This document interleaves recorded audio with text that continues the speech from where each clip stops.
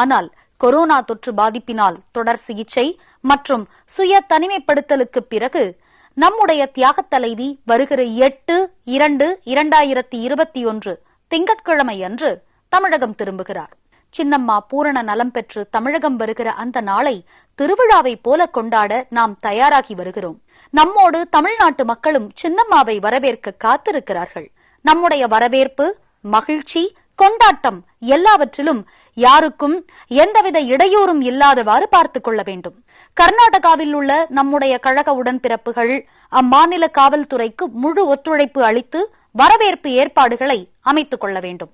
அதேபோல தமிழக எல்லையில் தொடங்கி சென்னை வரை வழிநெடுகிலும் திரண்டு சின்னம்மா அவர்களை வரவேற்க புரட்சித் தலைவி அம்மாவின் உண்மை தொண்டர்கள் செய்து வரும் ஏற்பாடுகளை பற்றிய செய்திகள் வந்த வண்ணம் இருக்கின்றன.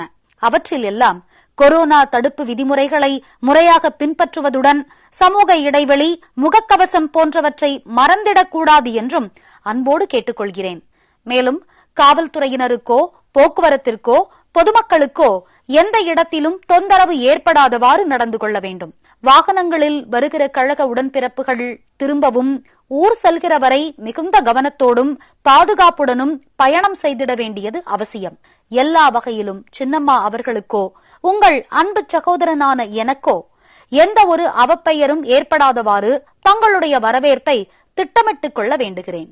ஏனெனில் நம்மை போன்றே தமிழ்நாட்டு மக்களும் சின்னம்மா அவர்களின் வருகையை பெரும் ஆவலோடு எதிர்பார்த்திருக்கிறார்கள். அவர்களின் ஆர்வம் நமக்கு பெரும் ஆதரவாக மாறும் வகையில் நம் செயல்பாடுகள் இருக்க வேண்டும். 10 ஆண்டுகளாக தமிழக மக்களால் புறக்கணிக்கப்பட்டிருக்கும் தீய சக்தியான திமுகவை வருகிற சட்டமன்ற தேர்தலில் தலையெடுக்க விடாமல் செய்கிற தலையாய பணியை அம்மாவின் உண்மையான பிள்ளைகளான நம்மிடம் காலம் வழங்கியிருக்கிறது. புரட்சித் தலைவி அம்மா அவர்களின் உண்மை தொண்டர்கள் அனைவரும் ஒற்றுமையோடு நின்று தியாகத் தலைவியின் கரங்களை வலுப்படுத்தி அம்மா கட்டிக்காத்த இயக்கத்தை அம்மா காலத்து பொலிவுடன் மீட்டெடுத்து தமிழக மக்களின் நலன்களுக்கு எதிரான திமுகவை தேர்தலில் வீழ்த்துவதை மட்டுமே